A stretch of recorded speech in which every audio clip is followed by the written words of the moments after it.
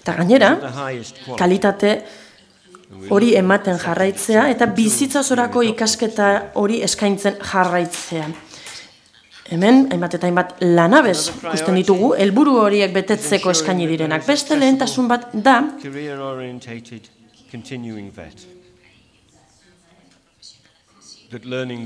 lanbide heziketa irisgarri eta etengabeko bat ematea. Ikasketa izan ere, ez da bukatzen diploma bat edo titulu bat jaso ondoren. Gure gaztaroan, baizik eta bizitza osoan zehar jarraitu behar du ikasketa prozesu horrek. Lanbide heziketan eta trebakuntzan, sistema malguagoak behar ditugu eta ikaskuntzaren emaitzetan oinarritu behar du sistema horrek eta kompetentzietan edo ahalmenetan. Kualifikazioetan eta bar, eta ez dugu ahaztu behar esperientzia oro har, hau da, pixkanaka lortzen dugun esperientzia eta ikaskuntza, modu formalean zein informalean lortzen dugun trebakuntza hori guztia. Progresio handiagoko bideak ere ahalbidetu behar ditugu. Europako batzordea funtsezkoa da.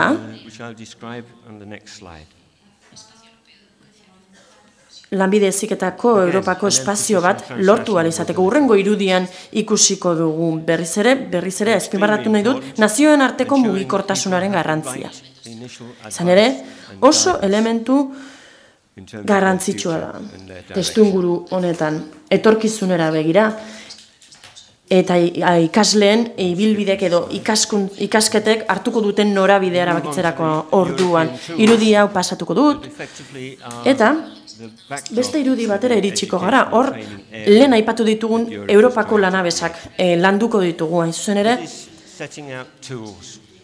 Europako lanbide heziketaren kalitatea hobetzeko balioko dute.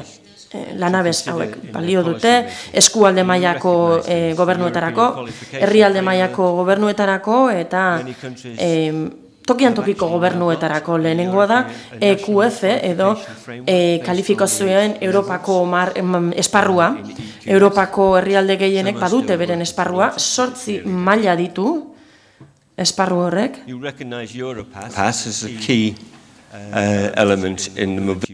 Bestalde, Europaz izeneko elementu bat dugu, lanabes bat, oso garrantzitsua da mugikortasun proiektu edo lanabes guztietan, eta gainera aitorpen edo kalitate maila altuago eskatzen du batez ere enpresarien aldetik. Hirugarren lanabesa ECBET da, kredituen transferentziarako Europako sistema, lanbide heziketarako.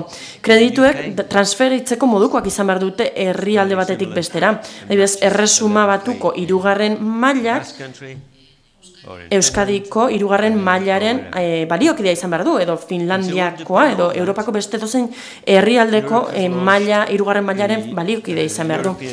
Eta aipatu ditugun 3 lanabes horiek indartzeko ECOABET dugu, kalitatea bermatzeko Europako kalitate esparrua da. Honen helburua da kalitate handiagoko trebakuntza bat bermatzea eta estatukidek lanean dihardute esparru horretan.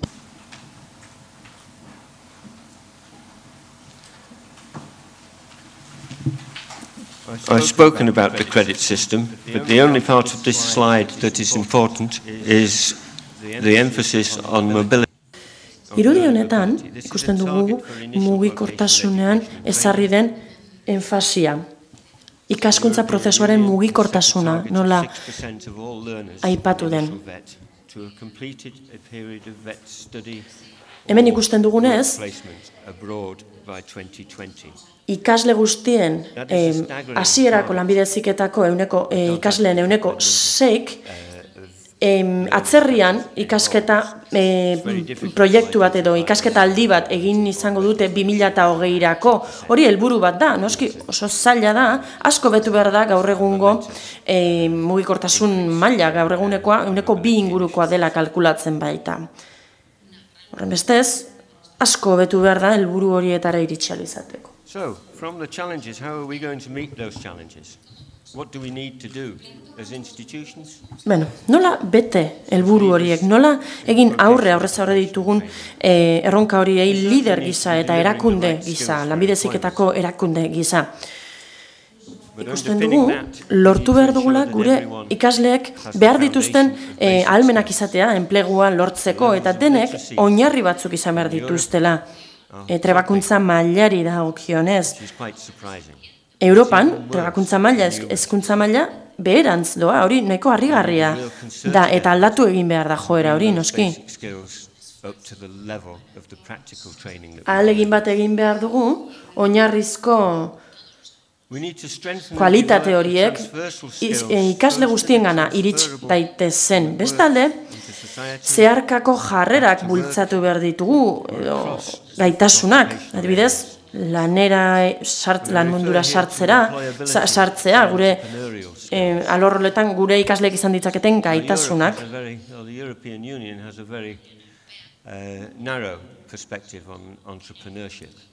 Izan ere, Europar Batasunak oso ikuspegi estua du ekintzailetzaren inguruan. Nahiko ikuspegi estua du nolabait, ala esan baldin badezaket. Edo murritza, ikuspegi murritza esango nuke duela. Autonomoek badituzte elementu motibagarriak, baina ez gara ari gure autonomoek gaitasun minimo batzuk izateaz. Ez gara ari horretaz. Esaten dugu hobeto jardun behar dutela beren alorrean, gaitasun hobeak izan behar dituztela. Guk lanean oinarritutako trebakuntza saio bat egin genuen, iaz erresuma batuan, gure ikasleek eskatu zuten, praktika portzentaje altuagoa egitea, laneko praktika gehiago izatea aurreko urteetan baino. Eta horretara eristeko kontaktu asko behar dira enpresekin. Gure erakundean harremanak sortu ditugu ikasle askorekin, gutxi gora bera 2000 inguru dira, laneko praktikak egin dituztenak erresuma batuan. Eta horrek edagarria izan behar du, eta gainerako Europako herrialdeetan hori ezarri behar dugu, edo aukera hori izan. Hala, ikaskuntza eta trebakuntzako aukera berriak sortzen ari gara. Enplegua hobetzeko teknologia berriak txertatu behar ditugu metodologietan, prozesu horretan, zuzen ere, trebakuntza eragainkorragoa eta eguneratuagoa eskaini behar diegu irakaskuntzako alorreko profesionalei, lanbide heziketan zehazki, eta hori funtsezko erronka bat da guretzat, denontzat. Eta hasieran aipatu dizkizuetan finantza presioetara itzuliz, guk ikuspegi berriak hartu behar ditugu finantzaketa lortzeko, eta finantzaketaren eta ikaskuntzaren arteko oreka lortu behar dugu. Bestalde, enpresariek bete beharreko, prozesu oso horretan bete beharreko papera ere nabarmendu nahiko nuke. Europako herrialde askotan praktikak egiten ari ziren pertsonak edo bekadunak izan dituzte, eta halako ereduetan jardunbide egokiak asko trukatzen dira, gaur egun Europan dauden jardunbide egokiak, baina alor horrek ere hobetu egin behar du. Guk behar dugu enpresek bekadun gehiago eskatzea eta bekadun gehiago hart ditzatela beren enpresetan, beren egoitzetan, jende askok behar dituelako halako praktikak. Eredu horri esker, ikasleek beren gaitasunak hobetu izango dituzte, eta enpresarien beharretara hobetu egokitu izango dute, eta hor, aliantza horretan, alderdi guztiek irabaz dezakete. Badira hainbat eredu alakoak, adibidez Erasmus programa, eta buruan izan ditzakegun beste hainbat. Eta denek daukate helburu hori hain zuzen ere, aliantza baten bitartez, lortzea alderdi guztiek zerbait irabaz dezaten. Employers are needed within the transnational mobility. Enpresariak behar ditugu.